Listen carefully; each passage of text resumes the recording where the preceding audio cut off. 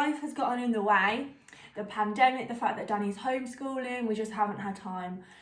By the way, Merry Christmas. Oh my God, It's been that long. Literally, but we're back. We're going to record a few videos today, so then we've got some content to upload for you guys, because God knows when the next time we're going to be able to do this. God knows if you're all still here. I know. Please come back. Don't leave us. So today we're gonna speak about a little bit about chakras, and then we're gonna do like a little chat, like a little activity, aren't we? Yeah. That would be really cool if you could join in and do, because it's quite magical. You can see if you've got the power. So we're gonna talk a little bit about each chakra, and that's it, I think, really. So what is a chakra? Like, if somebody was to say to you, Georgie, what is a chakra? So they're like little parts in your body. But then, you know, if like you were a skeleton, you won't be able to see the chakras.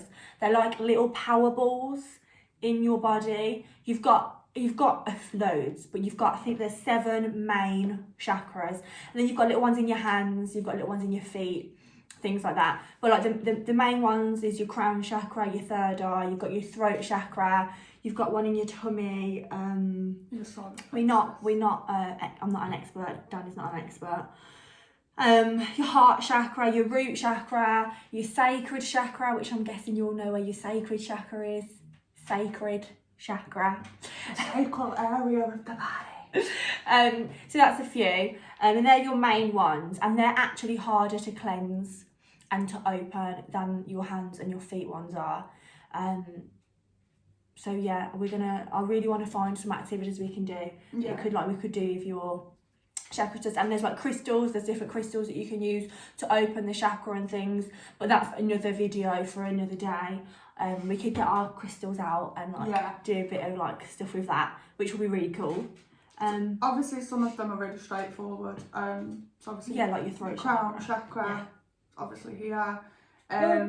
You've got your third eye. Danny, has anyone ever touched your head and then you've had a headache? Or been like a bad mood and you just don't know why? Yeah. Because I'm not going to touch your head. Don't let anyone touch your head. Because it's a really powerful chakra. Because the thing is, as a kid, I used to get really frustrated by that. You know, like if people used to have like, you know, like grab your head and walk past you, and I used to get really annoyed by it. Really bad. Don't anyone, because their energy from their hand chakra is going into your crown chakra, which is going through your body, and it can give you a headache and it can put you in a bad mood. So if one day you don't know why you're in a bad mood, think about what you've touched with your hands and think about who's touched you. Fun fact for the crown chakra.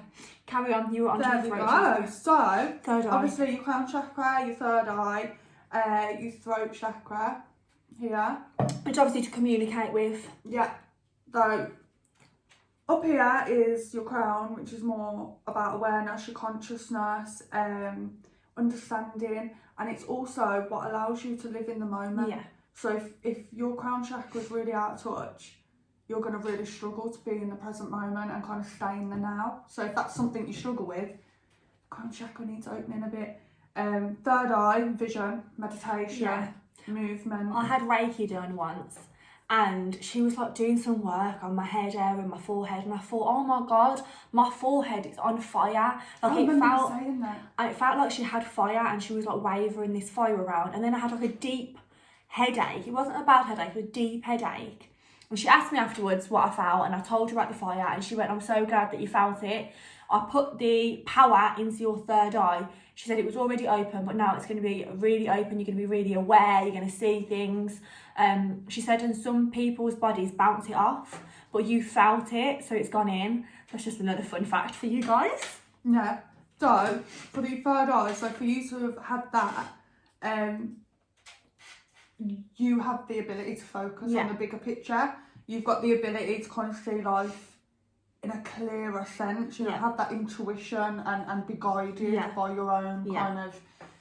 And I think the more that you've got that, obviously the easier it is to take it in. And when you're meditating, it really helps open your third eye, which is why it's so important to meditate. I find as well for third eye kind of exercise, if you really want to open that chakra, dream journal. start a dream journal. I haven't done that. And I love dreams, so I need to do that. I love dreams. Your third eye and your dreams work together. Also associated, yeah. So whatever is unconsciously kind of coming to you in your dreams. Do you believe that dreams have a meaning? Yeah. Yeah, same. Yeah, massively. Yeah. But I feel like it's down to the individual to sometimes interpret that meaning. It's not always in a book or something. No. Because there are certain things that I've read and thought, yeah, that doesn't really resonate with that, but actually I have found a meaning in it. And sometimes it's your self-conscious telling you something. So something you might be worrying about, you don't actively know you're worrying about it. Yeah.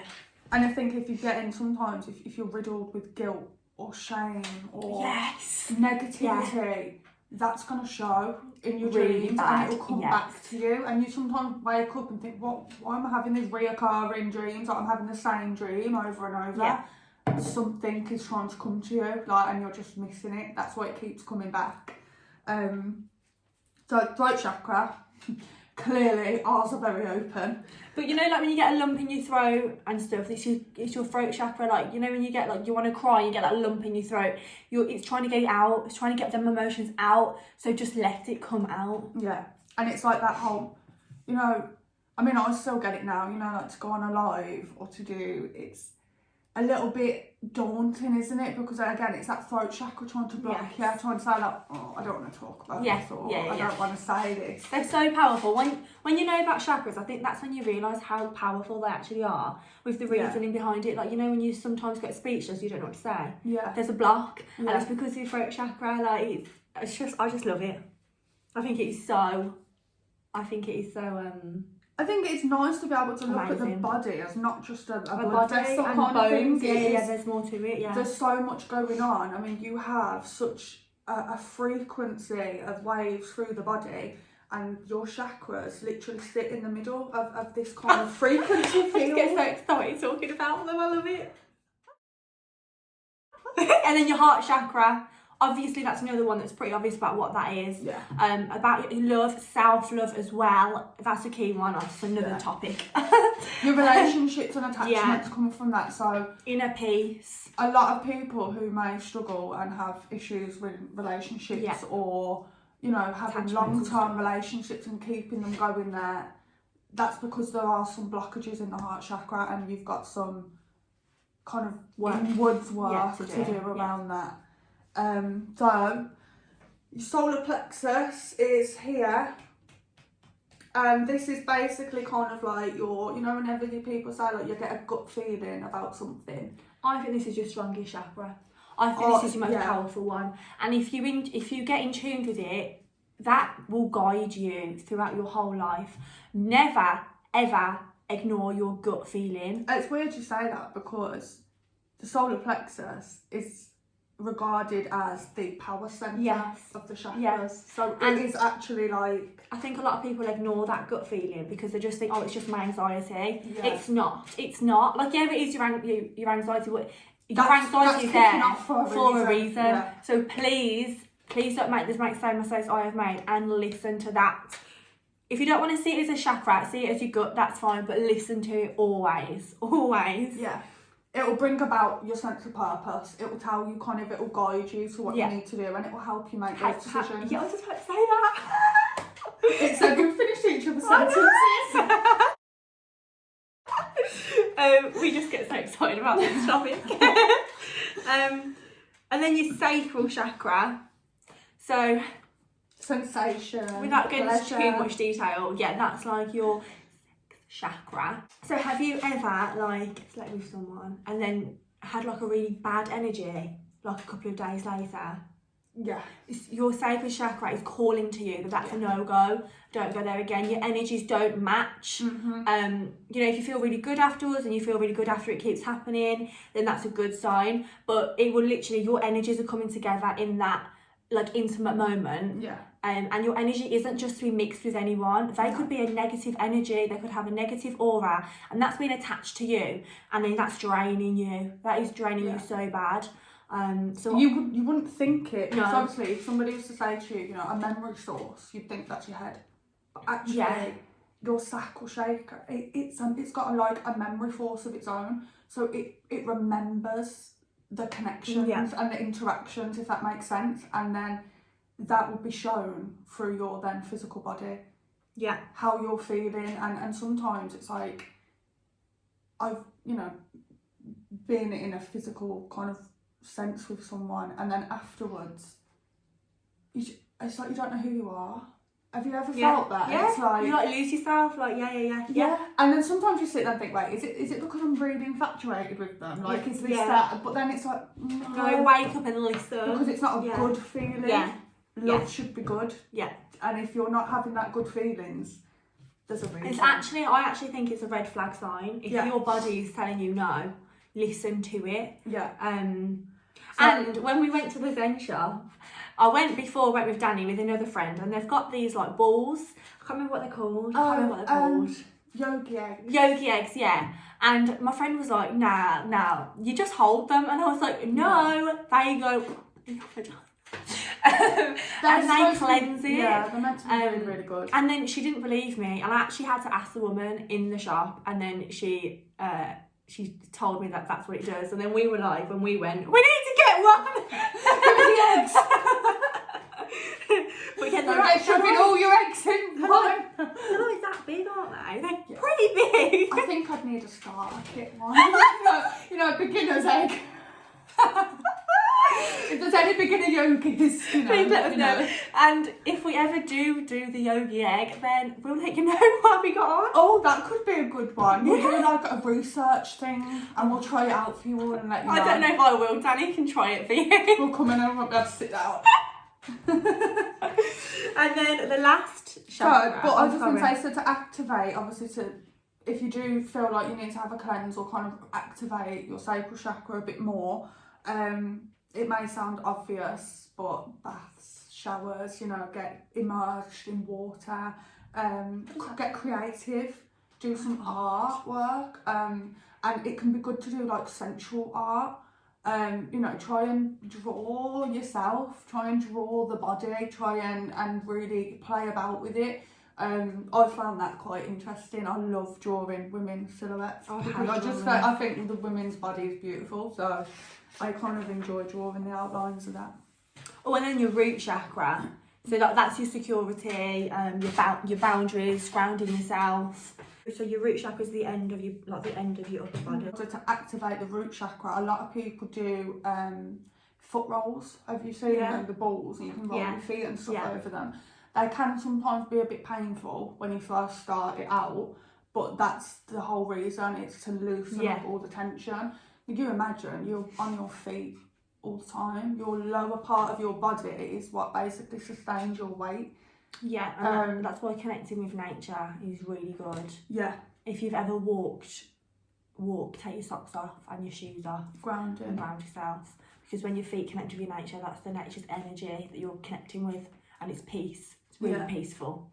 It's a way of your root chakra is basically the connection of your body to the physical realm in which you emerge and walk around in every day. Yeah. So if it wasn't for your feet, you wouldn't be connected, and this is why wearing certain shoes that we wear now, especially this whole, big thick rubber sole shoes, is one of the worst things for us, because it actually disconnects us from nature. So what I do, I've got big chunky boots, and I love them, but it is hard. Obviously, we're not in this society where we walk around barefoot now, and kind of it's normal. I mean, I've grounded myself a few times, like when I'm out and about, and some of the looks and comments I've had. Yeah, same here when I did it on, It's like, everyone's like, are you okay? Like, does that not hurt your feet? And everyone's like, watch out for the glass. But if you find a nice patch of grass, especially in summer, I find winter when it's muddy and stuff. You want to do it in the summer. You get some really good benefits out of that though. I mean, when you're in the mud and the cold, your senses are really awakened. Yeah. But some people just find it a bit... Yeah, each to their own. But you will feel so good afterwards. And they're like your main chakras. So what we'll do is, on our next one, we'll link it to this, and we will try and get a definitive exercise that you can do for each chakra, and we'll go through them. We're going to do them together. We'll do one now, like a little one. Yeah. So we'll do it together. So we're going to open your hand chakras, okay? So you want to put your arms in front of you, and you want to put one hand up. Does it matter which hand? No. And then you want to open and close quickly 10 times, okay? 1, 2, 3. Okay? I clearly wasn't that good. And now start bringing your hands together. I can feel the energy shaft. Can you feel the energy born? You can't close your hands. And that is you opening your hand chakra. And just think of how many objects you touch in the day. So it's really good to cleanse your hand chakras. So that's just a little activity for you all to do. And thank you for watching our video. We're back. See you on our next video. Bye.